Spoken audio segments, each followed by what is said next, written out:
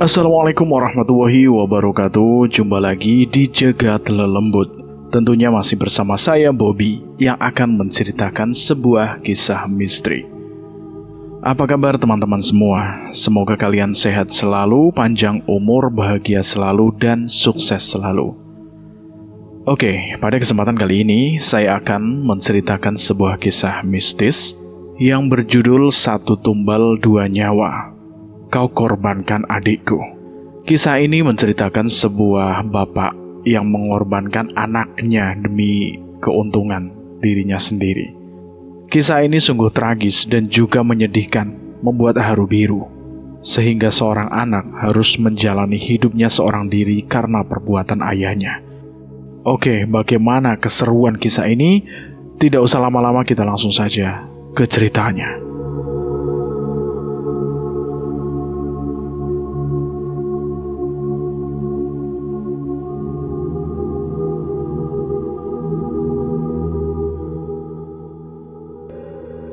Topeng layaknya manusia yang tak mampu dan tak mau untuk menunjukkan keaslian parasnya.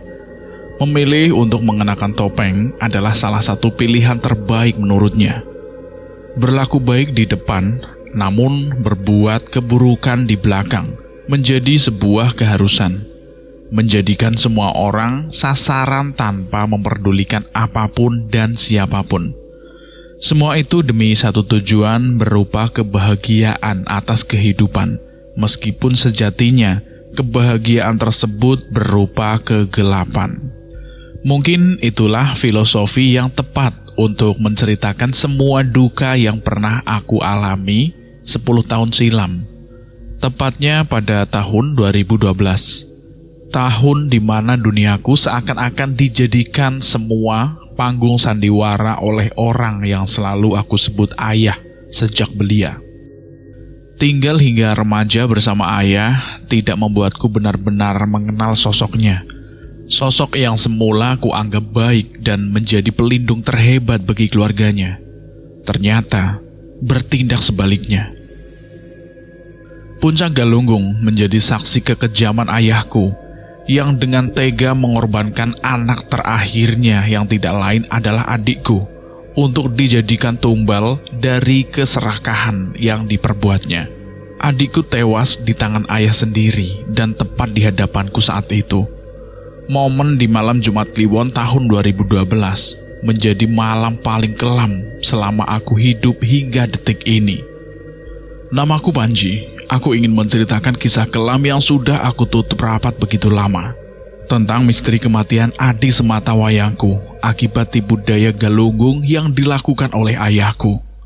Keluargaku sangat harmonis dan damai, meskipun hanya tinggal bertiga di rumah tanpa adanya sosok ibu.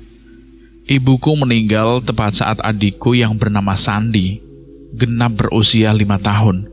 Karena hal itulah ayah memiliki peran ganda, yaitu menjadi sosok ibu dan ayah sekaligus dalam rumah kami yang terbilang sederhana. Sejak belia, ayah selalu mengajarkan kami tentang tanggung jawab. Ayah pun selalu memenuhi semua kebutuhanku dan adikku tanpa terkecuali. Bahkan bagi aku dan juga Sandi, ayah adalah pahlawan. Tanpanya, mungkin aku dan Sandi tidak bisa hidup dengan layak. Namun, di sisi lain, kami berdua sebagai anak-anaknya tidak pernah tahu apa pekerjaan ayah saya. Bahkan kami pun tidak tahu kesibukan ayah itu apa. Kami hanya tahu bahwa ayah kami itu hebat. Ayahku sangat gemar melakukan pendakian ke gunung-gunung yang ada di Pulau Jawa. Bahkan ayah sempat berkata kepadaku bahwa mendaki adalah kebahagiaan yang tidak akan bisa digadaikan dengan uang. Sejak saat itu, aku pun tertarik dengan pendakian. Namun, ayah sangat sulit memberikan izin kepadaku untuk mendaki jika tanpa kehadiran ayahku sendiri. Sehingga selama ini aku hanya bisa melakukan pendakian bersama ayah dan teman-teman ayah yang lain. Aku sudah mulai melakukan pendakian sejak usiaku 12 tahun. Namun selama ini, ayah tidak pernah mengajakku melakukan pendakian di malam Jumat Kliwon. Entah apa alasan dibalik itu, namun anehnya, tiap malam Jumat Kliwon ayah pasti tidak di rumah. Meskipun terlihat mencurigakan, namun aku tidak pernah sekalipun berpikir buruk tentang hal itu. Sementara itu, adikku Sandi belum pernah diajak ayahku untuk mendaki, sekalipun belum pernah. Menurut ayah, Sandi belum cukup umur untuk melakukan pendakian bersama, sampai nanti usianya sudah menginjak 10 tahun. Aku dan Sandi terpaut usia 5 tahun, dan tiap kali ayah mengajakku naik gunung, Sandi selalu dititipkan di rumah nenek. Meskipun terkadang Sandi pun ingin ikut bersamaku dan juga ayah. Bahkan ia kerap kali mengatakan bahwa ayah pilih kasih karena hanya mengajakku dan tidak mengajak Sandi. Namun dengan lembutnya ayah selalu mengatakan kepada Sandi bahwa semua ada masanya, dan hal itu berhasil membuat Sandi tenang. Ayah akan ajak Sandi naik gunung saat Sandi berulang tahun ke-10. Beneran ya? Iya benar, kakak juga akan temani kamu. Ya bener dong, kita akan merayakan ulang tahun Sandi di puncak gunung. Pasti itu akan menjadi momen terindah di dalam hidup Sandi. Yeay, terima kasih ayah. Ayah benar-benar sosok yang selalu mampu untuk menenangkan kedua putranya. Aku benar-benar bersyukur karena ayah ada di dunia ini. Meskipun aku juga Sandi hanya merasakan kasih sayang ibu sebentar saja. Namun kehadiran ayah benar-benar mampu mengobati lukaku dan Sandi karena kehilangan ibu. Minggu depan, tepatnya di malam Jumat Kliwon, adalah hari ulang tahun Sandi yang ke-10. Itu artinya Sandi akan mendapatkan satu hal yang selalu diimpikannya, yaitu melakukan pendakian bersama ayah dan tentunya bersamaku juga. Sandi pun sudah mulai mengingatkan ayah sejak 1 pekan lalu. Bahkan ia pun terus membicarakannya kepada aku tentang pendakian perdananya nanti. Ayah, pekan depan Sandi ulang tahun. Ayah akan tepat janji bukan? Ya tentu dong sayang. Kita bertiga akan mendaki ke Gunung Galunggung nanti, ya? Tapi itu kan malam Jumat Kliwon loh ya. Biasanya ayah tidak mengajakku mendaki tepat di malam itu. Kali ini spesial. Ini malam spesial untuk adikmu. Jadi ayah memantapkan peraturan untuk sementara waktu. Itu semua demi Sandi. Jadi Kamis mendatang nanti kita akan naik ya? Tentu, kita akan ke Galunggung. Kenapa harus Galunggung ya? Iya ya, Galunggung itu terlalu dekat dengan rumah kita. Justru karena paling dekat, kita harus paling awal ke sana. Mau Galunggung atau gunung lainnya kan sama saja Sandi. Yang terpenting kamu bisa melakukan pendakian perdanamu. Oh iya, kakak betul juga. Aku sudah tidak sabar kak. 1 minggu ini, kalian harus latih fisik kalian supaya tangguh saat mendaki nanti. Bagaimana? Kalian siap nggak? Iya ya, aku siap. Aku melihat raut kebahagiaan dari wajah Sandi. Bahkan setelah ayah memastikan bahwa kami bertiga akan benar-benar naik Gunung Galunggung, Sandi tidak henti-hentinya memandang lukisan pemandangan gunung yang tertempel di dinding rumah.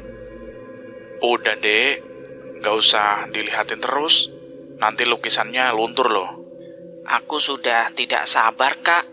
Semoga saja ini bukan pendakian terakhirku. Hus, gak boleh bilang gitu. Pendakian ini akan menjadi pendakian awal kamu. Setelahnya kita akan menjelajah semua gunung yang ada di Pulau Jawa ini. Pokoknya kita harus seperti ayah. Iya kak, aku benar-benar sudah tidak sabar menantikan hari itu tiba. Aku pun tersenyum melihat Sandi yang begitu girang mempersiapkan semua perlengkapannya yang nantinya akan dibawa saat pendakian nanti. Satu sore sebelum pendakian, aku yang saat itu masih remaja, yaitu tepat 15 tahun pun, berinisiatif untuk menawarkan bantuan kepada ayah untuk membeli semua logistik yang nantinya akan dibutuhkan saat mendaki nanti. Ayah, besok kan kita bertiga naik. Biar aku saja yang belanja logistik di swalayan depan. Sudah, tidak perlu. Biarkan semua ini menjadi urusan ayah. Kalian berdua hanya perlu menyiapkan fisik saja. Fisik, tenaga, dan pikiran kalian untuk pendakian nanti. Beneran ya? Iya, benar. Lagian kan kalian itu masih remaja. Tidak sepatutnya kalian yang sibuk berbelanja, sementara ayah hanya duduk santai saja. Karena ayah enggan untuk dibantu, aku pun kemudian memilih untuk mempersiapkan fisik dan batinku untuk pendakian nantinya.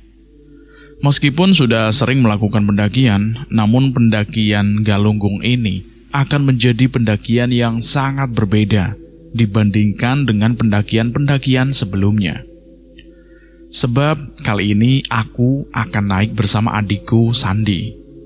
Aku sudah tidak sabar menceritakan kepadanya tentang asiknya melakukan pendakian. Aku pun akan menceritakan kepadanya tentang bagaimana menantangnya perjalanan yang akan dilakukan. Aku sudah tidak sabar mengukir cerita bersama dengan ayah dan juga adikku Sandi. Kamis pagi hari, kami sudah bersiap-siap untuk pergi ke base camp pendakian Gunung Galunggung. Berjalan dari rumah menuju ke base camp hanya memakan waktu kurang lebih 2 jam. Ayah pun memilih untuk mengendarai motor untuk menuju ke base camp, karena motor hanya satu-satunya kendaraan yang keluargaku miliki. Aku duduk di belakang ayah, sementara Sandi adikku duduk di depanku dan tas bawaan kami dibawa ayah di bagian depan motor. Sandi terlihat kegirangan di sepanjang perjalanan ini. Ia terus-menerus membicarakan tentang kebahagiaannya melakukan pendakian untuk pertama kalinya. Bahkan ia terus-menerus mengucapkan terima kasih kepada ayah. Terima kasih banyak ya ayah, karena sudah membolehkan Sandi naik. Tentu, Sandi. Ayah pasti akan tepati janji ayah. Iya, Dek. Kakak juga senang bisa naik bareng sama kamu. Setelah menempuh perjalanan kurang lebih 2 jam, akhirnya kami pun sampai di base camp. Namun sebelum melakukan pendakian ke atas, kami lebih dulu beristirahat ke sebuah warung yang ada di dekat base camp. Sebab kami belum sempat sarapan saat di rumah. Selain itu, kami pun perlu beristirahat terlebih dahulu supaya kondisi fit, lebih bugar sesaat sebelum pendakian. Saat kami bertiga masuk ke sebuah warung, ibu pemilik warung itu pun langsung menyambut kami bertiga dengan begitu hangat. Setelahnya kami pun memesan makanan dan minuman untuk kami santap. Tak butuh waktu lama, makanan tersebut pun sudah disediakan oleh ibu pemilik warung. Namun ada yang aneh dari sikap ibu tersebut. Ia terus memandangi Sandi tanpa henti.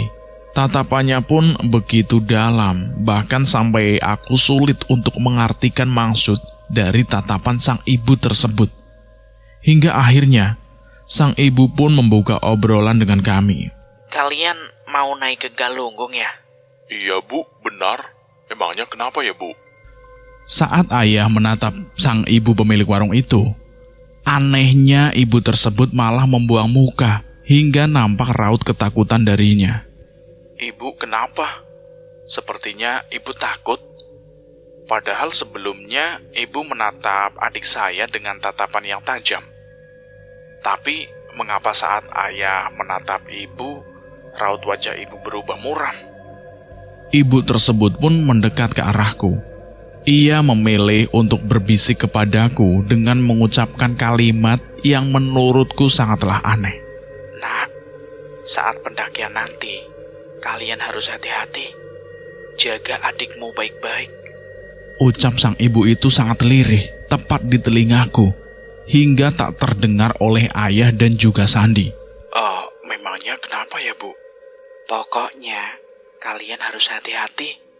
Perasaan ibu tidak enak saat melihat kalian bertiga, terutama ayah dan adikmu. Oh, iya Bu, tenang saja. Semuanya pasti akan baik-baik saja kok, Bu. Sang ibu pun kemudian beranjak masuk dan tidak menatap kami lagi. Aku benar-benar penasaran mengapa ibu tersebut berkata demikian. Perasaan tidak enak, itu apa maksudnya? Apakah akan ada hal buruk yang terjadi saat pendakian nanti? Atau mungkin akan ada bencana di Galunggung, seperti beberapa tahun silam. Sudah, jangan terlalu dipikirkan. Ayah seperti tahu bahwa aku sedang memikirkan sesuatu. Padahal ayah tidak mendengar ucapan ibu pemilik warung itu kepadaku. Mungkin ayah memang bisa melihat semuanya dari tatapan kekhawatiran yang nampak dari wajahku. Iya ya, iya. Aku pun mencoba untuk tidak lagi memikirkan ucapan sang ibu pemilik warung itu. Niat kami bertiga datang ke Galunggung tentunya untuk menaklukkan puncak Galunggung, bukan untuk memikirkan ucapan orang lain yang kami sendiri pun tidak mengenalnya. Kami bertiga pun dengan lahap menyantap semua makanan yang dihidangkan hingga hal tersebut membuat perut kami sangat begah. Setelah selesai, kami pun beristirahat sejenak sebelum melanjutkan perjalanan. Setelah beberapa menit beristirahat, ayah pun mengajak aku dan juga Sandi untuk melanjutkan perjalanan pendakian ke Gunung Galunggung. Perjalanan saat itu tidak begitu ramai. Hanya sedikit orang yang sedang melakukan pendakian, sama seperti kami bertiga. Jalur pendakian saat itu masih berupa tanah dan kerikil saat itu, meskipun sudah ada anak tangga di sepanjang jalur pendakian. Sandi adikku kemudian bertanya dengan polosnya tentang cerita yang beredar tentang Gunung Galunggung. Ayah, memang benar di Galunggung ada ular besar. Loh, kamu kata siapa? Kata banyak orang ya. Dek, kamu jangan ngomong begitu, nanti ularnya datang loh. Sesaat setelah aku mengatakan hal tersebut, adekku langsung terdiam. Nampak raut wajah tidak senang terlihat dari wajahnya. Tapi sependek yang aku tahu, saat di gunung memang kita harus terus menjaga lisan. Meskipun saat itu usiaku masih 15 tahun, namun aku sudah banyak paham tentang etika pendakian. Sudah, ayo kita jalan lagi. Saat itu hari sangatlah cerah, jam pun menunjukkan pukul 10 siang. Kami bertiga masih belum jauh melangkah. Kini kami pun sudah memasuki jalur dengan anak tangga yang sangat banyak. Ayah pun memintaku dan juga Sandi untuk menghitung jumlah anak tangga yang ada di Galunggung. Tentu hal tersebut membuatku dan Sandi merasa tertantang. Ayah akan kasih tantangan nih buat kalian. Tantangan apa ya? Tantangan menghitung jumlah anak tangga di jalur ini. Berani nggak? Berani dong ayah. Kalau kamu Sandi? Berani dong ya, aku pasti bakal kalahin kakak. Tapi kita nggak perlu jalan cepat, cukup jalan santai saja, sembari menikmati pemandangan indah di Gunung Galunggung ini. Oke ya, siap. Aku dan juga Sandi mulai menghitung jumlah anak tangga yang kami lewati itu. Meskipun kondisi jalur pendakian saat itu sangat panas, namun hal tersebut tidak menyurutkan semangatku dan juga Sandi dalam pendakian ini, terutama dalam menuntaskan tantangan yang diberikan oleh ayah. Saat aku sedang fokus berjalan sembari menghitung, aku mendengar suara aneh yang bersumber dari sebelah kiriku. Aku mendengar suara seperti desisan ular. Aku pun langsung mengatakannya kepada ayahku. Ayah, aku dengar suara yang mirip dengan suara ular ya. Di mana? Di sebelah kiriku ya. Sudah, jangan diperdulikan. Namanya juga kita lagi ada di alam lepas. Pastilah banyak hewan yang berkeliaran.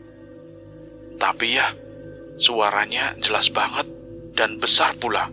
Apa itu ular besar? Tiba-tiba Sandi adikku memotong omonganku. Ia mendengar aku menyebut kalimat ular besar dan ia langsung menegurku. Kata kakak, kita nggak boleh nyebut ular besar. Kok tadi kakak bilang ular besar? Bukan begitu, Dek. Kakak cuma tadi kayak mendengar suara ular besar dari sebelah kiri kakak. Dan kakak lagi gak nyeritain tentang cerita mistis yang masih simpang siur itu, yang sebelumnya kamu tanyain itu. Sudah. Lebih baik kalian fokus menghitung saja. Ayah mencoba menenangkanku dan juga Sandi yang saat itu mulai saling melempar ucapan yang mengarah kepada keberadaan ular besar yang kami sendiri pun tidak tahu keberadaannya, ada atau tidaknya. Aku mencoba menenangkan diriku dan berusaha untuk tidak mengindahkan suara yang aku dengar sebelumnya. Kami pun memilih untuk melanjutkan perjalanan. Aku tidak ingin terus-menerus memikirkan hal-hal yang belum bisa dipastikan, terlebih lagi tentang suara ular yang tidak terlihat secara nyata. Sandi pun nampak kelelahan setelah menempuh perjalanan cukup panjang. Terlebih lagi Sandi masih sangat kecil dan masih perdana dalam melakukan pendakian. Sandi pun meminta untuk beristirahat terlebih dahulu di anak tangga yang kita tapaki. Ayah, Sandi capek. Boleh kan kita istirahat dulu? Tentu boleh. Ya udah, kita duduk di samping anak tangga aja ya. Ayah pun kemudian mengambil mineral dan snack berupa roti yang dibawanya di dalam tas untuk diberikan kepada Sandi dan juga aku. Kami pun dengan lahap menyantap roti tersebut dan menegak mineral yang diberikan ayah tanpa jeda. Aku pun merasa bangga terhadap adikku Sandi. Meskipun dia masih kecil saat itu, namun dia tidak mengeluh sedikit pun saat pendakian ini. Mungkin karena memang ini adalah pendakian perdananya, sehingga Sandi merasa sangat senang akan pendakian ini. Saat kami sedang duduk istirahat, tiba-tiba saja ada seorang lelaki parubaya datang mendekat ke arah kami. Aku penasaran dengan sosok lelaki itu, sebab dia seakan-akan terlihat sangat mengenal ayah. Itu siapa ya? Entahlah, ayah pun gak kenal dia. Aku merasa ayah seperti menutupi sesuatu. Ia mengatakan bahwa tidak mengenal lelaki parubaya itu. Namun anehnya, wajah ayah seketika berubah menjadi sangat cemas. Bahkan saat aku bertanya kepada ayah, ia seakan-akan enggan untuk menatapku. Saat lelaki tersebut mendekat ke arah kami, aku memperhatikan dia. Dia terus menatap adikku Sandi. Meskipun hal tersebut tidak disadari oleh Sandi, namun aku tahu betul bahwa lelaki parubaya itu seperti memiliki maksud lain kepada Sandi. Ia pun kemudian mengajak ayah berbincang, namun aku tidak paham dengan apa yang diucapkan olehnya. Kini, saatnya telah tiba. Aku tidak akan lupa. Dia sudah menanti. Ayah hanya mengangguk setelah lelaki parubaya itu mengatakan kalimat tersebut. Setelahnya ia pun langsung beranjak pergi menuju ke atas dan seketika itu hilang. Aku pun kemudian menanyakan maksud dari ucapan lelaki parubaya itu kepada ayah. Sementara adikku Sandi masih asik dengan makanan dan minuman yang ada di genggamannya. Maksud ucapan dia itu apa ya? Sudah, jangan dipikirkan. Mungkin dia hanya pendaki iseng yang pengen bicara ngelantur dengan ayah. Masa sih ya? Kok kayaknya dia nggak lagi ngomong ngelantur deh. Soalnya ayah juga nanggepin omongan orang tadi. Nggak semua hal harus kamu tahu. Lebih baik kamu fokus ke pendakian dan fokus jagain adik kamu. Tapi ya... Cukup. Tidak semua hal itu kamu harus tahu. Kamu paham kan? Ucap ayah sedikit menggertak. Setelah ayah berbicara sedikit keras kepadaku, aku pun hanya bisa terdiam. Tidak biasanya ayah berbicara keras seperti tadi. Terlebih lagi aku hanya bertanya hal yang memang tidak aku ketahui. Namun ayah membalasnya di luar dugaanku. Aku pun memilih untuk mendekat ke arah Sandi dan tidak lagi bertanya kepada ayah. Setelahnya ayah terlihat begitu gelisah. Entah apa yang meracuni pikirannya. Pendakian Galunggung ini nyatanya mampu membuka sisi lain dari diri ayahku sendiri yang tidak aku ketahui sebelumnya. Namun, aku tidak ingin terlalu jauh ikut campur dengan hal yang berkaitan dengan hidup ayah. Aku pun kemudian melanjutkan istirahatku bersama Sandi, namun tidak dengan ayah. Ayah memilih untuk terdiam sembari menatap ke puncak Galunggung. Nyatanya, kedatangan lelaki parubaya yang hanya sekejap mata itu mampu mengubah sikap ayah, hingga aku sendiri bahkan tidak mampu untuk mengenalinya. Ayah pun memilih untuk mengajak aku dan Sandi untuk melanjutkan pendakian ke atas. Meskipun sebetulnya Sandi masih sangat ingin beristirahat, namun ayah membujuknya untuk melanjutkan pendakian ke atas. Ayah, Sandi masih capek. Boleh kan kalau kita istirahatnya diperlama lagi? Jangan, Sandi. Nanti kita nggak sampai-sampai loh di atas. Nanti kamu keburu lupa menghitung jumlah anak tangga di Gunung Galunggung ini. Memangnya kamu mau kalah dari kakak kamu? Mendengar hal tersebut, Sandi pun kemudian bersemangat untuk melanjutkan pendakian dan menyudahi makannya. Ya udah, ayo ya. Aku nggak mau kalah dari kakak. Hahaha, bagus. Itu baru anak ayah. Kami pun kemudian melanjutkan pendakian ke atas. Di sisi lain, aku mencoba bertanya kepada Sandi. Barangkali dia memang benar-benar masih kelelahan. Apakah kamu masih capek, Dek? Masih, Kak. Capek banget malahan. Ternyata mendaki memang melelahkan itu ya. Tapi aku nggak pingin kalah dari kakak. Kalau memang masih capek, jangan dipaksain loh, Dek. Khawatir kamu kenapa-napa nanti. Nggak apa-apa, Kak. Lagian kan aku yang terus minta ke ayah buat naik gunung. Ya udah, pokoknya kalau kamu ngerasa capek, kamu harus langsung bilang ke kakak ya. Iya, Kak. Siap. Kami terus melanjutkan perjalanan. Di sela-sela perjalanan, aku seperti mencium aroma yang tidak asing buatku. Aroma bunga melati yang begitu menyerbak. Aku mencoba untuk memastikan dengan mengenduskannya. Dan tidak salah lagi, aroma yang aku cium itu benar-benar aroma bunga melati. Rasanya sangat aneh. Bukankah tidak ada bunga melati yang tumbuh di sekitar jalur pendakian? Aku pun kemudian berinisiatif untuk menanyakan hal tersebut kepada ayah. Memangnya di gunung itu ada bunga melati ya? Setahu ayah nggak ada. Kenapa emangnya? Nggak apa-apa kok ya. Aku tidak ingin ayah mengetahui bahwa aku mencium aroma bunga melati. Aku khawatir kalau Sandi akan tahu dan dia menjadi takut selama pendakian ini. Sehingga aku pun menutup rapat apa yang terjadi padaku. Pendakian sebelum-sebelumnya, aku belum pernah mengalami hal-hal aneh. Namun anehnya saat pendakian Galunggung ini, hal janggal terus mendatangiku. Dari mulai mendengar suara desisan ular besar, datangnya sosok lelaki parubaya yang menghilang begitu saja. Dan sekarang, aku mencium aroma melati, padahal di sekitar sini tidak tumbuh bunga melati. Aku pun teringat ucapan ibu pemilik warung sebelum kami melakukan pendakian. Dia mengatakan bahwa kami harus berhati-hati. Apa semua kejanggalan yang terjadi padaku ada kaitannya dengan omongan ibu pemilik warung itu? Aku pun terdiam beberapa saat, sehingga Sandi pun menegurku agar tidak lagi terdiam 1000 bahasa. Kak, kok diam?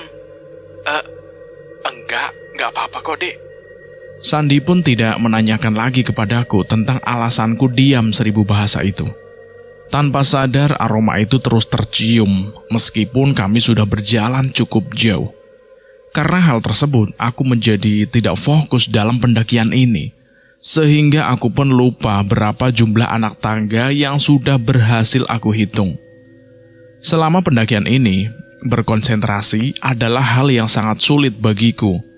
Banyak hal yang menjadi beban pikiranku saat itu. Padahal saat pendakian Galunggung, usiaku masih sangat belia, yaitu 15 tahun. Namun nyatanya, pengalaman pendakianku secara tidak langsung mampu mendewasakanku secara perlahan. Aku mencoba tidak mengindahkan kejanggalan-kejanggalan yang mampir kepadaku. Aku memilih untuk fokus ke pendakian ini dan berusaha untuk bersikap acuh tak acuh dengan semua hal aneh yang terjadi kepadaku. Semua pasti akan baik-baik saja. Ucapku terus-menerus untuk menghilangkan kepenatan selama pendakian ini. Aku terus berusaha untuk bersikap baik-baik saja. Masih dengan aroma yang sama, aku pun terus berjalan tanpa henti meskipun aroma tersebut terus menggangguku. Aku memilih untuk mengalihkannya dengan melanjutkan hitunganku dengan anak tangga yang terus kutapaki. Meskipun aku sendiri sudah lupa hitungan terakhirku, namun aku mencoba untuk mengira-ngira semampuku. Aku pun melihat ke arah Sandi. Dia ternyata sedang berkonsentrasi untuk mengalahkanku. Dia benar-benar tidak bergeming sedikitpun. Ayah, kalau hitungan kami berdua tidak sama persis, kami berdua kalah dong. Ayah akan pilih yang jumlah totalnya mendekati jumlah asli anak tangga Galunggung ini. Jadi tetap akan ada yang menang. Jadi kalian berkonsentrasilah. Nanti hadiah yang ayah berikan itu sangat menarik sekali loh.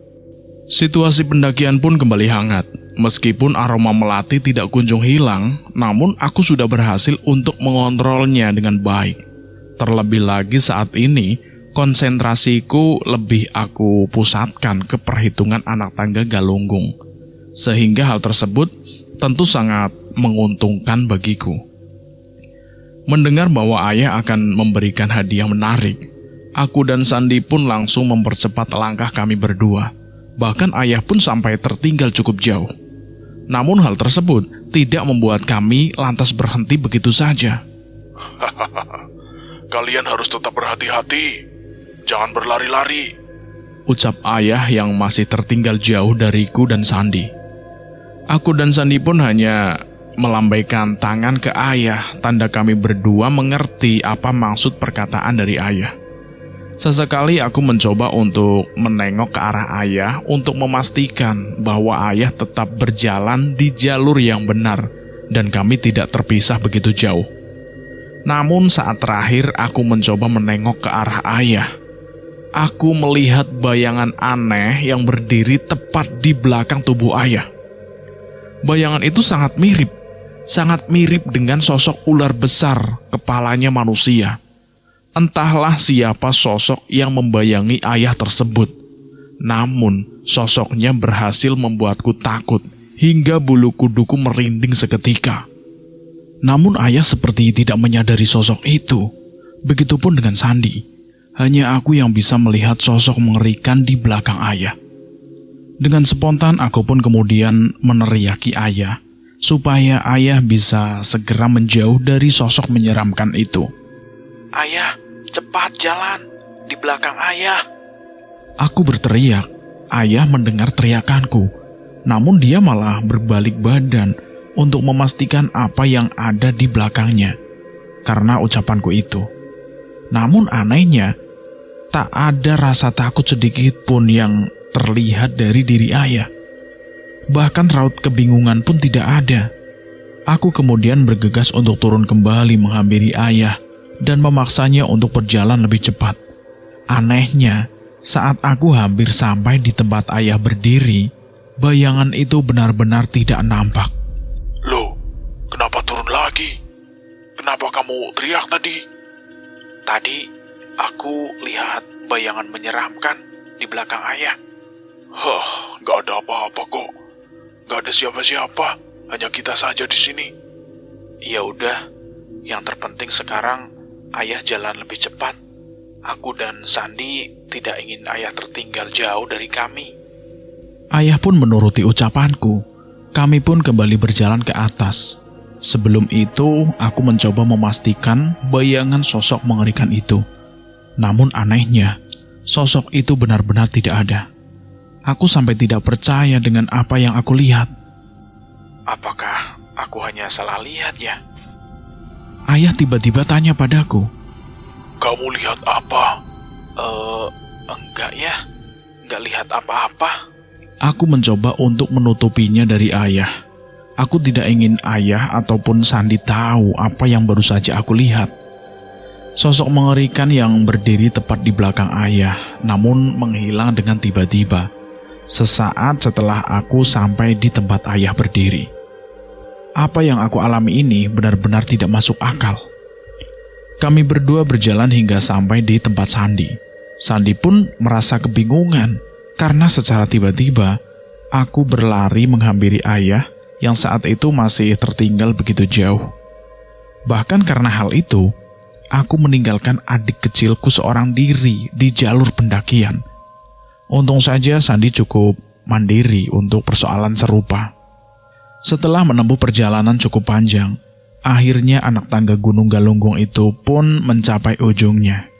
Ayah pun langsung menanyakan tentang jumlah anak tangga yang kami berdua pijaki. Aku dan Sandi pun sama-sama menyebutkan angka kepada ayah. Dan ternyata angka yang disebutkan oleh Andi adikku itu adalah angka yang sangat mendekati dengan jumlah benar dari total anak tangga di Galunggung.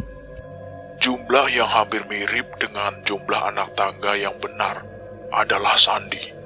Mendengar hal tersebut, Sandi langsung senang, kegirangan. Ia bahkan tidak percaya bahwa dia berhasil memenangkannya dan berhasil mengalahkanku. Beneran ya, Sandi yang menang? Iya benar, kamu memang hebat. Selamat ya, Dek. Akhirnya kamu berhasil ngalahin kakak. Iya, Kak. Terima kasih. Ayah, mana hadiahnya? Nanti pas udah di rumah. Sandi pun semakin kegirangan. Karena hal tersebut, ia terus berjingkrak-jingkrak karena kemenangannya itu. Ayah pun kemudian mengajak kami berdua untuk pergi ke tempat camp yang ada di Gunung Galunggung. Saat itu hari sudah beranjak sore.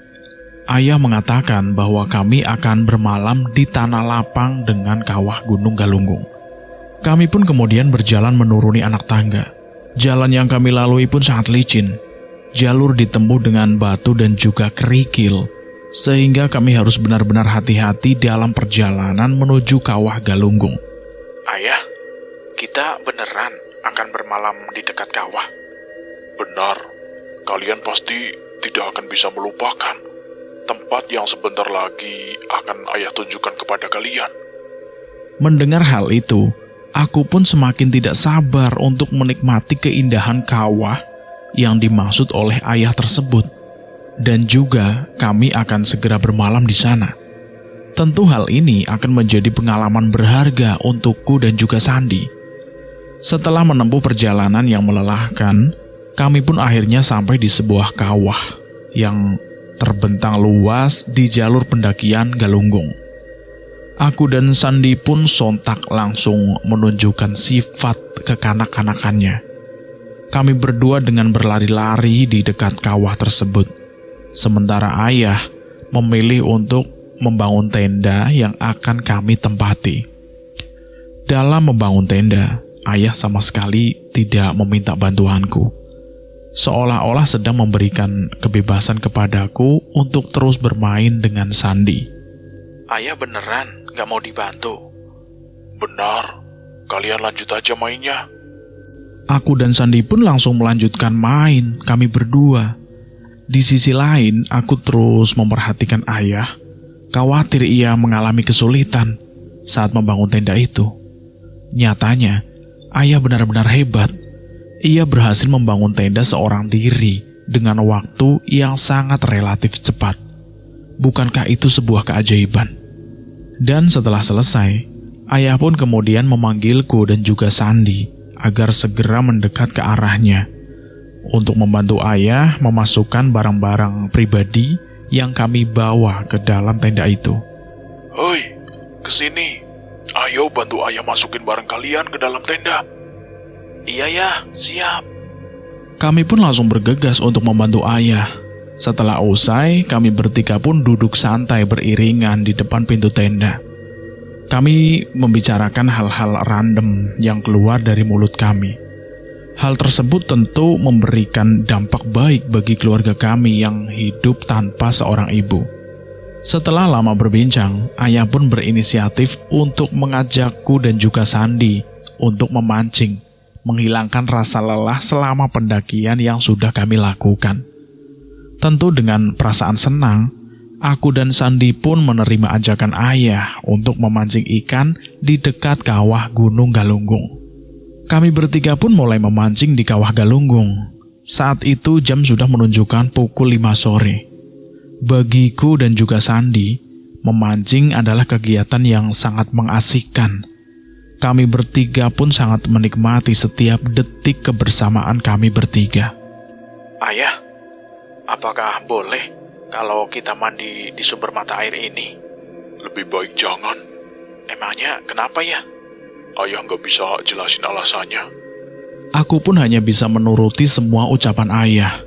Aku dan Sandi pun memilih untuk melanjutkan memancing. Saat kami sedang asik memancing, ayah tiba-tiba meminta izin kepada kami berdua untuk pergi sejenak. Tepat di waktu maghrib ayah pergi. Namun sebelum itu, ayah lebih dulu mengambil sesuatu di dalam ransel miliknya. Ayah membawa sebuah bingkisan yang dibungkusnya dengan kresek hitam. Ayah kemudian beranjak dengan buru-buru. Kak, ayah mau kemana itu? Kakak juga nggak tahu, Dek. Nanti coba kakak lihat kemana perginya. Kamu tunggu di sini saja sebentar ya. Aku pun kemudian mengikuti arah ayah pergi. Nyatanya, ayah pergi tidak begitu jauh dari tempat kami memancing.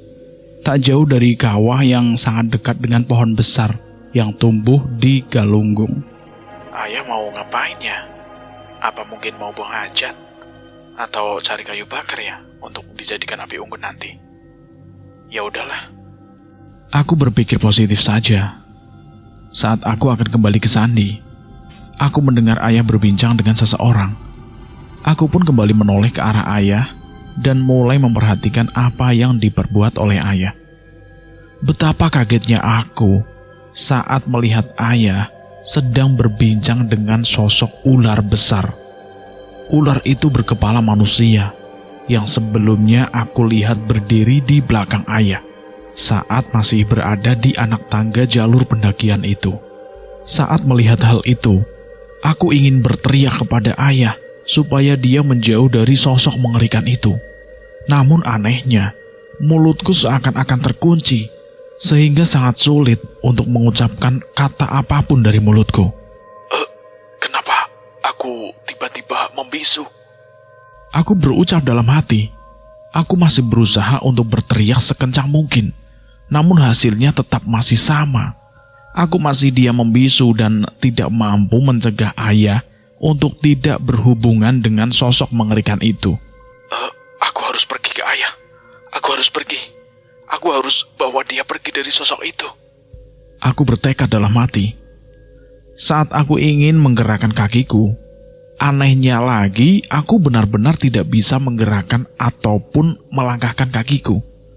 Aku mematung di tempatku berdiri saat ini. Ya Allah, kenapa ini? Kok untuk melangkah saja rasanya sulit sekali.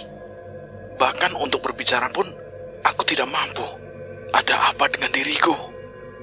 Aku bertanya dalam hati sembari meneteskan air mata. Sebelumnya semua yang ada di dalam diriku baik-baik saja.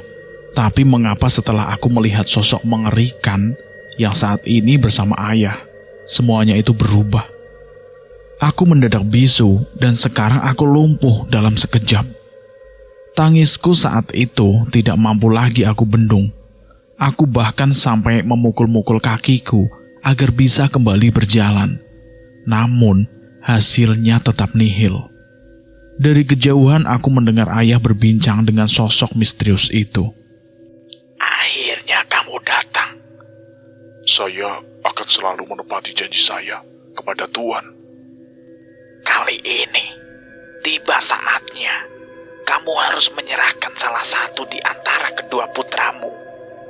Saya siap, Tuhan. Dari kedua putramu, anak sulung atau anak bungsu yang akan kamu berikan.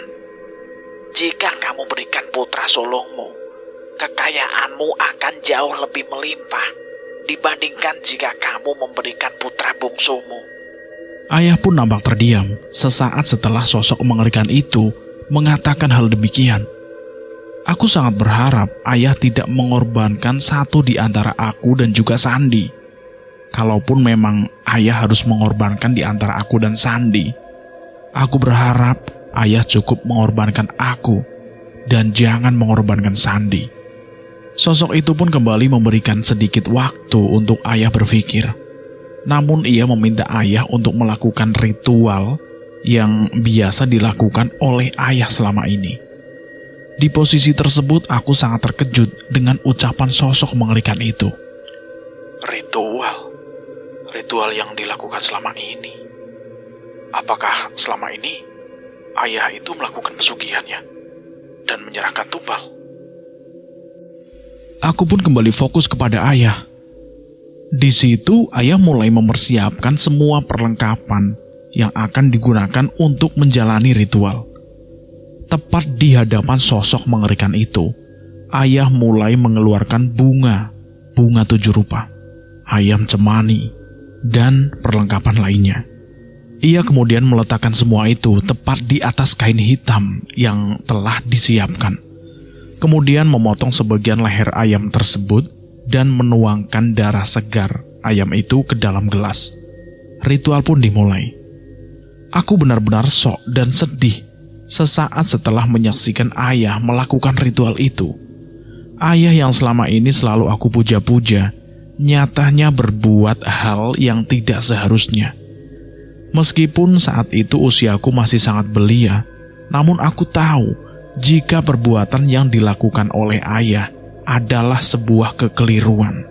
Sosok mengerikan itu nampak menguasai diri ayahku, dan kini terjawab sudah kecukupan hidup yang kami dapatkan berasal dari hal yang tidak terduga. Bukan karena ayah bekerja keras dengan bekerja, melainkan ia menjalani kesetanan yang selalu dilakukannya di gunung-gunung yang entah aku sendiri pun tidak tahu. Dan ia selalu melakukan ritual yang tidak seharusnya dilakukan oleh ayah. Saat aku sedang memperhatikan ayah, tiba-tiba saja sosok mengerikan itu tahu keberadaanku. Ia kemudian menatap tajam ke arahku, hingga membuatku merasa sangat takut.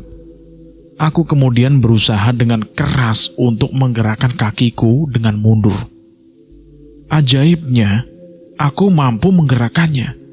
Aku pun kemudian berjalan mundur untuk menghindar dari tatapan tajam sosok mengerikan itu. Aku pun kemudian berlari sekencang-kencang mungkin. Aku tidak ingin ayah tahu keberadaanku. Aku pun kemudian menghampiri Sandi yang saat itu sedang terdiam tepat di samping kawah. Aku merasa sangat bersalah karena sudah meninggalkan Sandi seorang diri. "Sandi, ayo masuk tenda," ucapku sembari menarik tangan Sandi.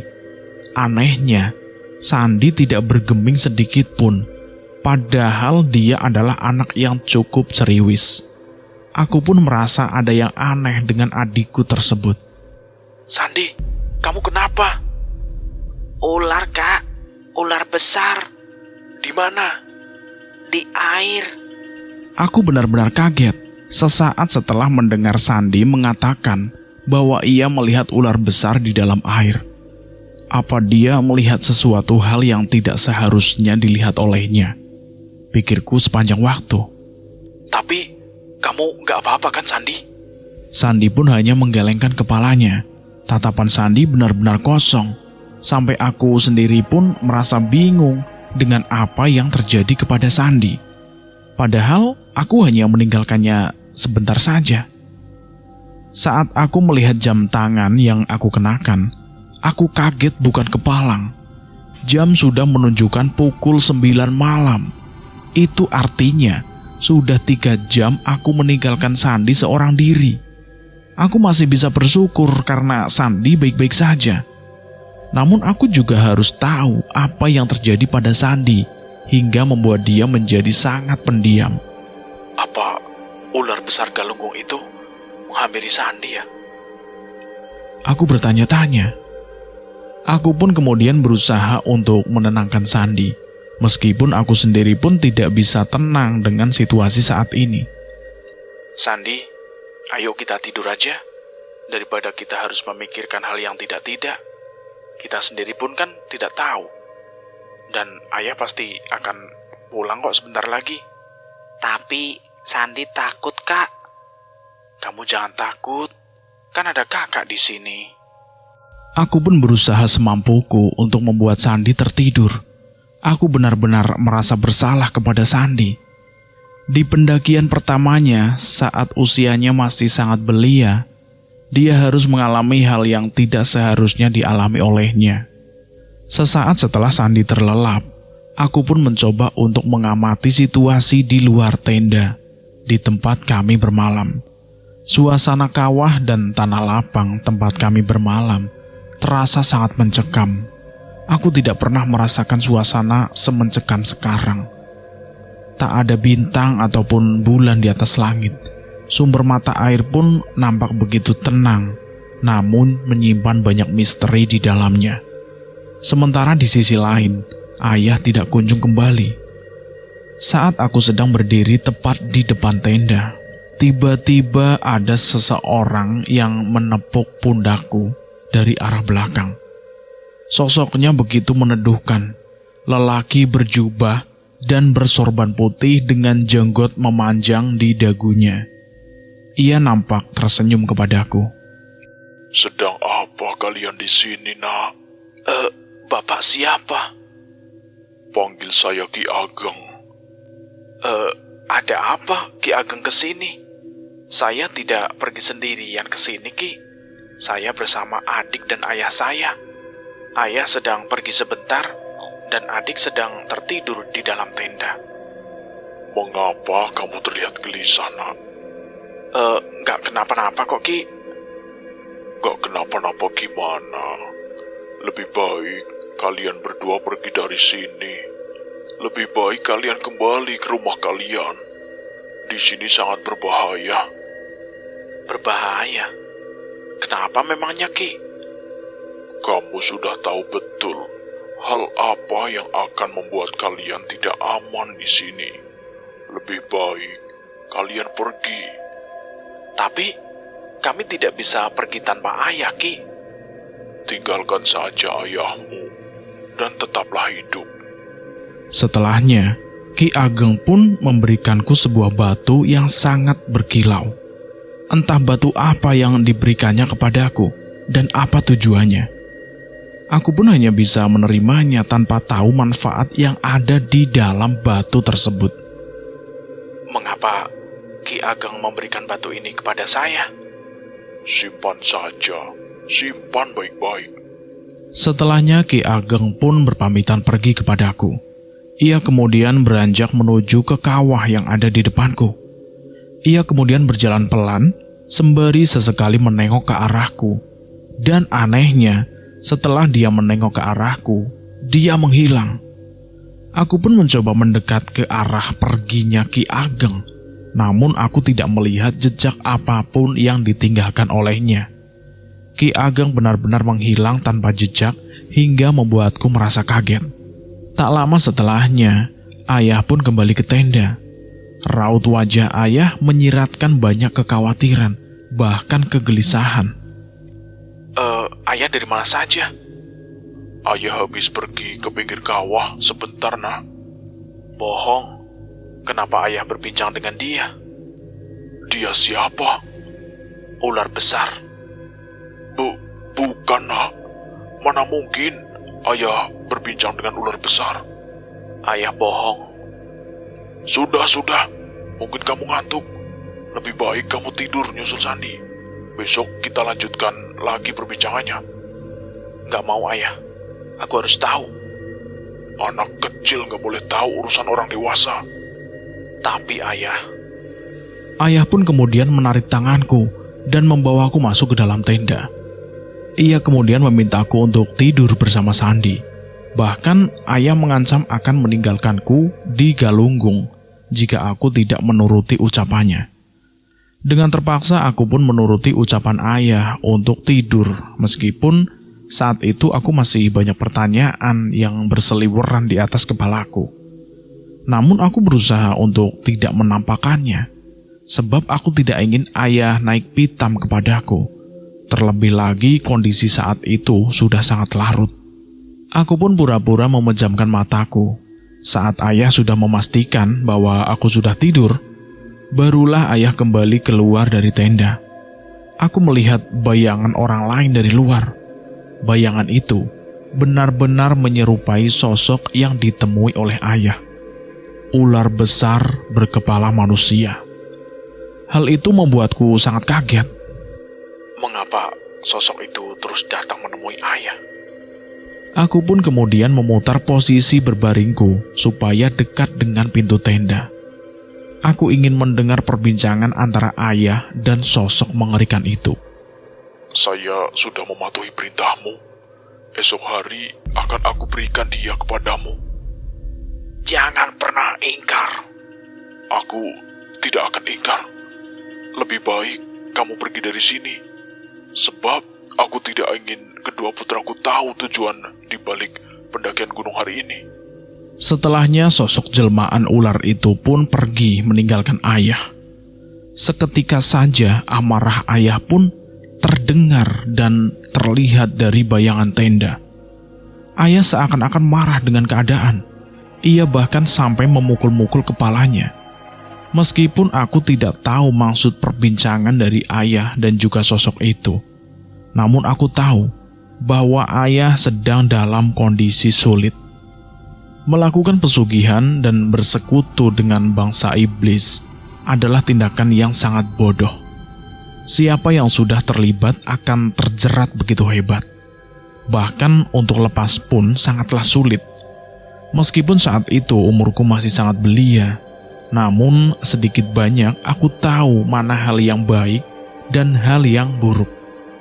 Dan bersekutu dengan iblis adalah satu hal yang sangat buruk, apapun alasan dibaliknya. Dalam situasi tersebut, aku benar-benar bingung dengan apa yang harus aku lakukan. Apa aku harus menghentikan ayah, atau aku harus membiarkan ayah dengan semua kesesatannya tersebut. Saat aku sibuk dengan lamunanku tersebut, tiba-tiba saja Sandi menangis dalam kondisi ia masih tertidur. Aku pun kaget mendengar tangisan Sandi. Bahkan ia juga sempat mengucapkan beberapa kalimat dengan ekspresi ketakutannya yang tersirat dari raut wajahnya. Aku ingin hidup. Aku ingin hidup. Ucap Sandi sembari masih tidur. Aku pun berusaha untuk membangunkan Sandi, namun ia tidak kunjung terbangun.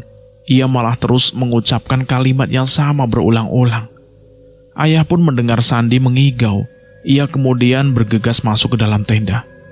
Sandi, kenapa? Aku juga tidak tahu ya. Tapi Sandi bilang kalau dia ingin hidup. Aku sudah berusaha buat bangunin Sandi, tapi dia tidak kunjung bangun ya. Ayah pun kemudian berusaha untuk membangunkan Sandi terus-menerus. Hingga akhirnya Sandi pun terbangun. Keringat mengucur di sekujur tubuh Sandi. Nafasnya tersengal-sengal dan matanya memerah. Ayah, aku ingin hidup. Kamu akan baik-baik saja, Sandi. Kamu jangan khawatir. Ayah di dekat kamu. Kakak juga bakal jagain kamu kok. Mimpi yang dialami Sandi dan kalimat yang diucapkannya saat mengigau menyiratkan banyak pertanyaan di dalam otakku. Ada apa dengan Sandi? Apa dia akan terus baik-baik saja? Aku pun teringat dengan ritual dan perjanjian antara ayah dan sosok menyeramkan di dekat kawah itu. Apa mimpi buruk yang dialami oleh Sandi ada hubungannya dengan ritual yang dilakukan oleh ayah? Atau mimpi buruk yang dialami Sandi hanyalah bunga tidur semata? Aku terus bertanya-tanya. Saat itu jam sudah menunjukkan pukul 12 malam. Waktu di mana kami harus segera tidur agar kondisi masih kembali sehat dan semangat untuk melanjutkan perjalanan menuju puncak di keesokan harinya. Namun di sisi lain, Sandi terus menangis karena mimpi buruknya tersebut. Panji, kamu lanjutkan tidurmu. Biar ayah yang tenangkan Sandi sampai ia tertidur lagi. Iya, ayah. Aku pun mencoba untuk memejamkan mataku, sementara Sandi masih berada di dekapan ayah untuk menenangkan diri. Aku merasa tidak tega melihat Sandi mengalami hal yang membuatnya begitu takut. Padahal saat itu, Usianya masih sangat belia. Ayah memintaku untuk segera tidur, namun perasaanku berkata kalau aku harus tetap terjaga. Meskipun saat itu ngantuk sudah datang menghampiriku, namun nyatanya sangat sulit untuk memejamkan mata. Aku pun hanya berpura-pura tidur di depan ayah. Selain itu juga, aku merasa sedikit khawatir saat Sandi berada di pangkuan ayah. Setelah aku mengetahui niat buruk ayah kepadaku dan juga Sandi, rasa percayaku kepada ayah kini benar-benar tidak ada. Siapa yang akan ayah persembahkan untuk ular itu? Apakah aku atau Sandi adikku? Di dalam hatiku, aku meminta petunjuk kepada Tuhan agar aku dan adikku diberikan perlindungan. Aku tidak ingin dikorbankan, aku pun juga tidak ingin Sandi dikorbankan pula. Aku ingin keluargaku utuh tanpa celah. Tiba-tiba saja, ayah berbisik sesuatu kepadaku. Ayah tahu, kamu hanya pura-pura tidur. Seketika saja perasaanku mendadak tidak karuan. Mengapa ayah tahu kalau aku hanya berpura-pura? Apa ayah bisa baca pikiranku? Rasanya tidak mungkin. Tapi mengapa ayah tahu kalau aku benar-benar tidak tidur? Sementara di sisi lain, Sandi sudah mulai tenang berada di pangkuan ayah. Setelah berhasil menenangkan Sandi, ayah pun berbalik menoleh ke arahku. Apa yang kamu lihat? Aku tidak bisa lagi berpura-pura tidur, sebab ayah sudah tahu bahwa aku tidak tidur. Aku pun kemudian membuka mataku dan berkata, seolah-olah aku tidak paham dengan apa yang diucapkan oleh ayah. Maksud ayah? Kamu tidak perlu berpura-pura lagi. Kamu pasti lihat apa yang ayah lakukan di kawah. Aku tidak tahu ya. Kamu tahu ayah lakukan itu untuk siapa? Enggak ya. Baiklah, kamu memang tidak pernah tahu. Tapi ya, kenapa ayah bersekutu dengan dia? Kamu tidak akan pernah tahu persoalan orang dewasa. Lebih baik kamu diam. Tapi ayah, Apa? jangan jadikan aku atau Sandi sebagai korban kesepakatan kalian. Sudah terlambat. Tidak ada kata terlambat ya. Aku dan Sandi ingin tetap hidup. Kami ingin tetap menjadi anak ayah. Ayah pun tidak mengindahkan ucapanku. Seketika air mataku jatuh hingga Sandi pun sadar akan tangisanku. Ia terbangun dan kemudian memelukku. Aku mencoba tegar di hadapannya. Aku tidak ingin Sandi tahu persoalan ini. Dia masih sangat kecil. Ayah pun kemudian membawa Sandi keluar dari tenda.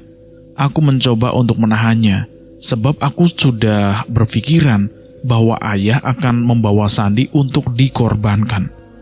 Aku menghalangi ayah sebisa mungkin hingga aku pun tersungkur di atas tanah saat mencoba menahannya. Sandi pun langsung digendong oleh ayah. Dan tidak ada penolakan dari Sandi, sebab ia belum tahu tujuan ayah membawanya. Ayah, kita mau kemana?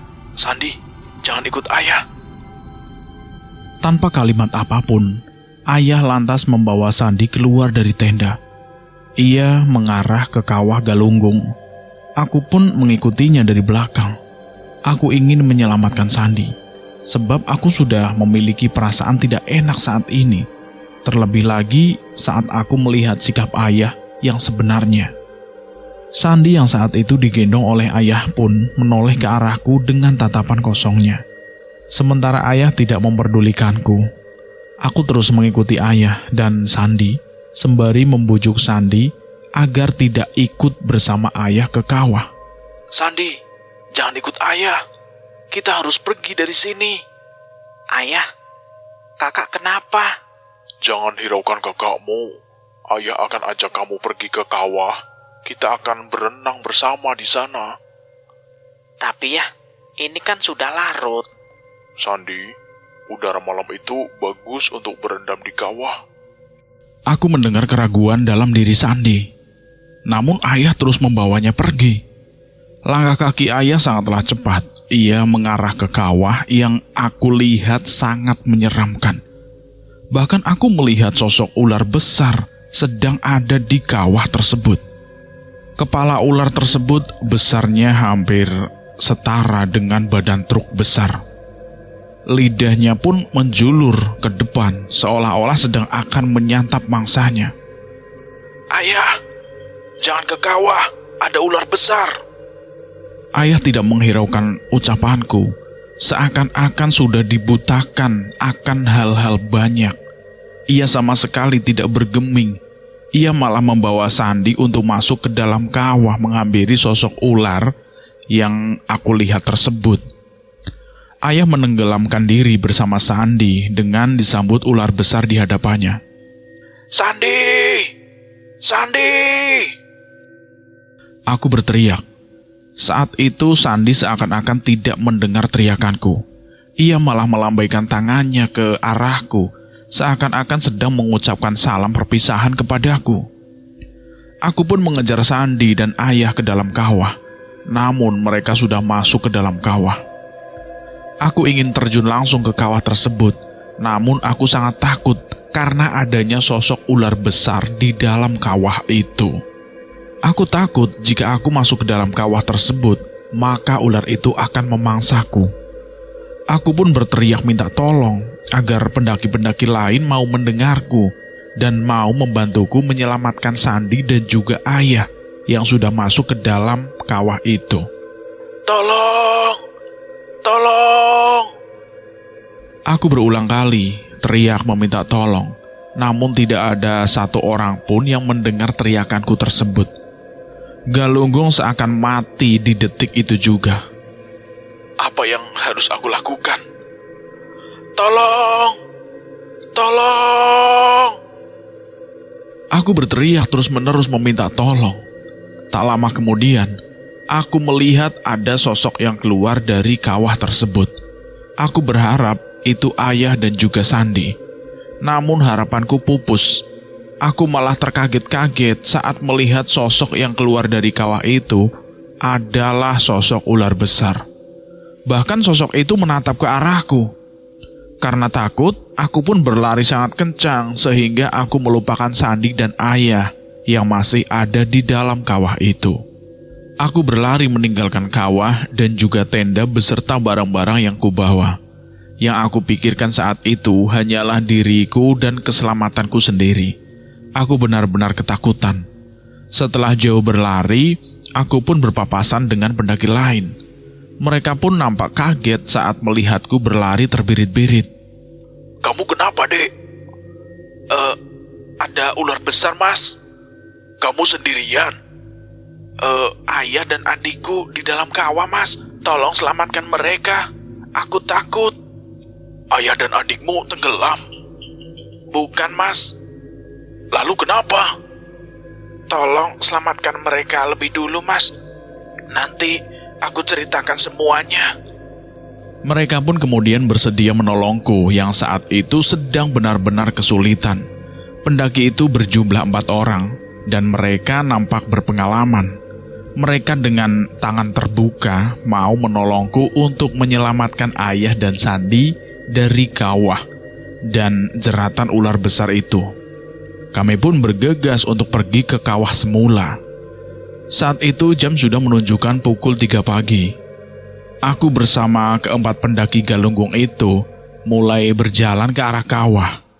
Tepat di mana ayah bersama Sandi menenggelamkan diri ke dalam kawah dengan ular besar di dalamnya. Sepanjang jalan para pendaki itu pun terus menanyakan apa yang terjadi dengan ayah dan adikku.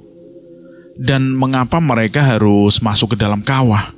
Sementara para pendaki itu tahu bahwa kawah Galunggung cukup berbahaya. Terlebih lagi ada mitos yang beredar tentang keberadaan ular besar di Galunggung yang kerap kali muncul di permukaan dan mengganggu para pendaki yang sedang melakukan pendakian ke Galunggung. Awalnya aku merasa sangat khawatir untuk bercerita kepada orang lain. Aku khawatir mereka berpikir buruk kepadaku. Namun mereka terus membujukku untuk menceritakan kejadian yang menimpa ayah dan adikku. Sebetulnya apa yang terjadi? Ular besar. Ular besar di mana? Di dalam kawah. Setelahnya para pendaki itu pun nampak berbisik satu sama lain. Aku mendengar sedikit perbincangan mereka. Apakah ular besar Galunggung itu bukan hanya sekedar mitos? Sepertinya memang bukan hanya mitos. Jika ular itu benar-benar ada dan kita mendekat ke arahnya, itu artinya kita sedang dalam bahaya. Apanya yang berbahaya? Sebab itu bukan sembarang ular, melainkan ular jelmaan dari makhluk tak kasat mata. Mereka berempat pun nampak kebingungan. Di satu sisi, mereka sangat takut jika mereka benar-benar akan berjumpa dengan ular besar itu. Namun di sisi lainnya, mereka harus menolongku yang memang kala itu sedang mengalami keadaan yang sangat genting. Alhasil mereka pun tetap memutuskan untuk menolongku. Aku merasa sedikit lega saat mereka akhirnya sudi untuk menolongku. Aku berharap kami semua akan tetap baik-baik saja. Kami berlima pun berjalan mendekat ke arah kawah. Suasana kawah saat itu sangatlah tenang, bahkan seakan tidak ada kehidupan di dalamnya. Kamu yakin mereka masuk ke dalam kawah ini? Iya mas, aku melihatnya sendiri. Ya udah, kita berpencar untuk mengelilingi kawah ini, dan kita cari keberadaan ayah kamu dan juga adik kamu. Mereka semua pun membantuku untuk mencari keberadaan ayah dan juga Sandi. Aku terus berteriak memanggil ayah dan juga Sandi, meskipun tidak kunjung ada respon dari keduanya. Hingga akhirnya, salah satu dari pendaki yang membantuku menemukan sosok lelaki di pinggir kawah yang sedang tergeletak tak sadarkan diri. Ia pun langsung memanggilku untuk memastikan apakah sosok lelaki itu adalah keluargaku atau bukan. Aku pun mendekat ke arahnya, dan benar saja, itu memang ayah. Ayah! Aku berteriak memanggil ayahku. Aku pun langsung memeluk erat tubuh ayah, yang saat itu masih tidak sadarkan diri. Namun ayah benar-benar masih mungkin, hanya saja ia membutuhkan pertolongan pertama. Akhirnya salah satu dari pendaki yang membantuku bersedia untuk memberikan pertolongan pertama kepada ayah, hingga ayah pun berhasil terselamatkan. Ayah pun sadarkan diri setelahnya. Namun sikap ayah benar-benar aneh. Ia hanya terdiam dengan pandangan kosong tanpa berucap satu kata pun. Aku berpikir bahwa ayah masih sangat syok dengan apa yang diperbuatnya. Ayo, kita bawa ayah kamu ke tenda. Saat itu tenda milik kami masih berdiri kokoh, sehingga tenda tersebut dapat dijadikan tempat singgah untuk ayah sampai ia benar-benar pulih dari syok yang dialaminya. Ayah pun ditemani salah satu dari kami, sementara aku bersama ketiga pendaki lainnya terus menyisir badan kawah untuk mencari keberadaan Sandi. Saat itu langit berlahan-lahan mulai cerah, tanda fajar akan segera tiba. Sementara aku tidak kunjung menemukan Sandi. Aku benar-benar putus asa, rasanya dunia hancur seketika. Aku merasa menjadi kakak yang gagal untuknya. Padahal sebelumnya aku tahu kalau ayah akan menjadikan kami korban.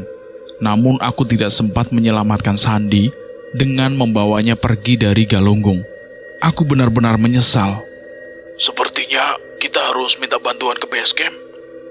Mereka yang lebih paham situasi kondisi yang ada di sini.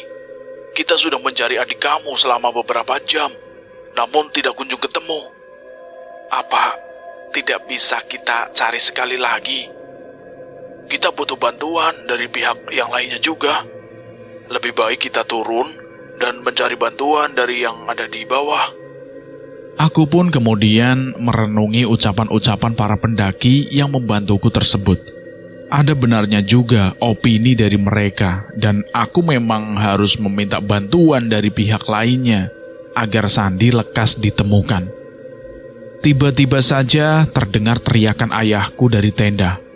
Aku pun terkaget saat itu dan bergegas untuk menghampiri ayah di tenda. Di sana pendaki yang bertugas untuk menjaga ayahku sudah sangat kewalahan. Pergi kalian semua, Pergi kalian semua! Ayahku berteriak-teriak. Aku pun mencoba untuk menenangkan ayah yang penuh dengan amarah. Ia benar-benar tidak terlihat seperti dirinya sendiri. Ayah, sadar ayah, sadar. Aku terus menyadarkan ayah, namun ayah tidak mengindahkan ucapanku sama sekali. Ia bahkan mencoba untuk keluar dari tenda, namun aku dengan dibantu oleh 4 pendaki itu mencoba untuk menahan ayah. Akhirnya kami pun memutuskan untuk turun dengan membawa ayah untuk kembali ke base camp pendakian. Tenda dan barang-barang milikku tidak aku pedulikan. Saat ini fokusku hanya berpusat kepada ayah. Kita harus segera bawa ayah turun. Kita harus bisa menyadarkan dia. 4 pendaki yang saat itu masih bersamaku terus membantu kesulitanku. Bahkan mereka pun tidak segan untuk membantu menopang ayah turun dari galunggung. Di sepanjang jalan tangisanku pecah. Aku benar-benar tidak menyangka jika pendakian ini akan menjadi pendakian paling kelam yang pernah aku alami. Mungkin saja ini teguran atas tingkah laku ayah selama ini, melakukan pesugihan, mengorbankan darah dagingnya, dan banyak tingkah laku buruk lainnya yang ayah lakukan sepeninggalan ibu. Andai aku tahu kesulitan ayah, mungkin saja aku bisa membantunya untuk keluar dari kehidupan yang pelik ini, hingga ia tidak memilih jalan yang tidak sepatutnya dipilih. Jangan terus menyalahkan dirimu, kamu masih belia. Aku pun berusaha untuk kuat dan tegas dalam menghadapi keadaan. Aku mencoba untuk menguatkan diriku sendiri dan berusaha untuk berbincang lirih kepada ayah, agar ia cepat sadarkan diri. Aku pun bergegas untuk menuruni jalan setapak dan anak tangga yang memiliki jumlah begitu banyak. Meskipun lapar dan dahaga menyerangku, namun aku berusaha untuk tetap kuat dan bertahan. Setelah menempuh perjalanan cukup panjang, akhirnya kami semua pun sampai di base camp pendakian. Aku pun langsung bergegas untuk meminta tolong kepada penjaga base camp untuk segera menyelamatkan ayah. Mereka pun memintaku untuk tidak khawatir karena ayah langsung ditangani oleh mereka. Mereka pun kemudian bertanya kepadaku mengenai kejadian apa yang menimpaku, hingga membuat kondisi ayah sangat mengkhawatirkan. Bahkan kondisiku pun tidak kalah mengkhawatirkan. Kamu juga harus turut serta untuk dipulihkan, nak. Menurut penuturan banyak orang yang ada di sana, tatapanku sangatlah kosong, bahkan aku hampir jatuh pingsan karena kejadian yang aku alami. Semua orang pun turut bersimpati kepadaku tanpa terkecuali. Ayah pun segera mendapatkan pertolongan dari penduduk sekitar. Meskipun saat itu aku masih dalam kondisi yang lemas, namun aku sangat ingin pergi ke atas galunggung lagi untuk mencari keberadaan Sandi. Aku pun mencoba untuk membangkitkan tubuhku lagi meskipun hasilnya nihil. Hei, kamu mau kemana? Ucap salah seorang penduduk. Aku ingin mencari adikku, Pak. Adikku masih kedinginan di dalam kawah. Kondisi kamu itu masih belum pulih. Biar kami saja yang melakukan pencarian. Saya harus menemukan Sandi. Dia pasti sangatlah ketakutan di atas sana sendirian. Kamu harus tenangkan diri kamu dulu, supaya kamu bisa membantu ayahmu pulih dan kembali mencari adikmu ke atas galunggung. Kalau kondisi kamu saja tidak memungkinkan, kami tidak mungkin mau membantu kamu mencari adikmu yang hilang itu. Aku pun hanya bisa diam setelah salah seorang warga mengatakan hal tersebut. Aku pun kembali menidurkan tubuh lemasku. Di sana beberapa penduduk juga membantuku untuk segera pulih. Mereka membuatkanku teh hangat dan menyuguhkan makanan ringan untuk santapan aku dan juga ayah. Aku pun mencoba melihat ke arah ayah untuk memastikan bahwa dia pun baik-baik saja. Namun saat aku melihat ayah, sosoknya berubah seperti menyerupai sosok ular. Bahkan saat aku menatap ke arah ayah mengamuk tanpa arah. Aku pun menangis karena hal itu. Mengapa ayah menjadi seperti ini sekarang? Di mana sosok ayah yang aku kenal? Aku terus-menerus menanyakan kebenaran atas kejadian yang saat ini aku alami. Aku benar-benar merasa bahwa kejadian yang aku alami saat ini tidak benar-benar nyata. Kapan pencarian adikku? Nanti ya, tunggu arahan dari penduduk sekitar. Kita tidak bisa ambil langkah sendiri. Tapi kasihan Sandi. Kami tahu, kamu harus kuat, harus sabar. Percaya kalau Sandi baik-baik saja. Kalau Sandi tidak ditemukan gimana? Kita harus berpikiran baik. Kita serahkan semuanya kepada Tuhan. Aku harus ikut dalam pencarian adikku. Kami akan coba sampaikan ke tim pencarian supaya kamu bisa ikut serta. Ikut serta saat kondisimu sudah mulai membaik ya. Terima kasih banyak. Kalian sudah sudi untuk membantuku. Ucapku sembari meneteskan air mata. Jika tidak ada para pendaki tersebut, aku tidak bisa membayangkan apa yang akan terjadi padaku. Mungkin saja aku tidak akan pernah bisa selamat. Aku terus-menerus mengucapkan terima kasih kepada mereka. Mereka pun tersenyum memandangiku yang usianya jauh di bawah mereka. Tak lupa mereka pun mengelus-elus rambutku untuk lebih menguatkanku. Untuk memastikan kejadian yang menimpaku, para penduduk kemudian menanyakan semua detail kejadiannya kepadaku saat kondisiku sudah mulai membaik. Saat itu hari sudah mulai sore. Aku pun kemudian menceritakan semuanya kepada mereka tanpa ada yang aku tutup-tutupi.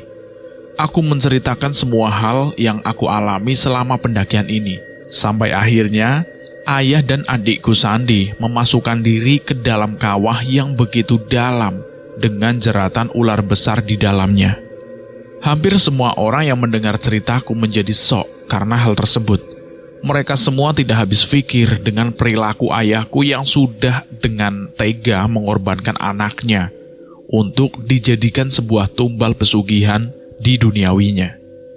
Bahkan mereka pun tidak habis pikir mengapa ayah yang sudah dewasa membawa anaknya yang masih belia melakukan pendakian ke Galunggung.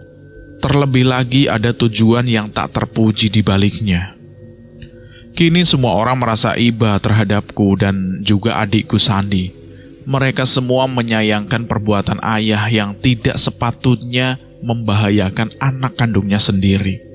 Namun, nasi sudah menjadi bubur dan tidak ada lagi yang bisa diubah, semuanya telah terjadi. Bahkan semua kejadian tersebut terjadi begitu cepat.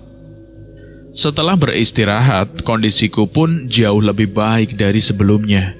Aku pun kemudian langsung menanyakan perihal rencana pencarian Sandi ke kawah Galunggung. Penduduk pun merencanakan pencarian di esok hari, saat hari cerah supaya pencarian lebih mudah. Mereka pun meminta bantuan kepada tim SAR setempat untuk ikut dalam pencarian ini. Kita akan melakukan pencarian Sandi adik kamu itu di esok hari. Saya boleh ikut gak, Pak? Tentu saja boleh, asal kondisi kamu sudah membaik. Insya Allah, kondisi saya sudah mulai membaik, Pak. Ya udah, besok pagi kamu bisa ikut dalam pencarian, karena kamu juga tahu posisi menghilangnya adik kamu.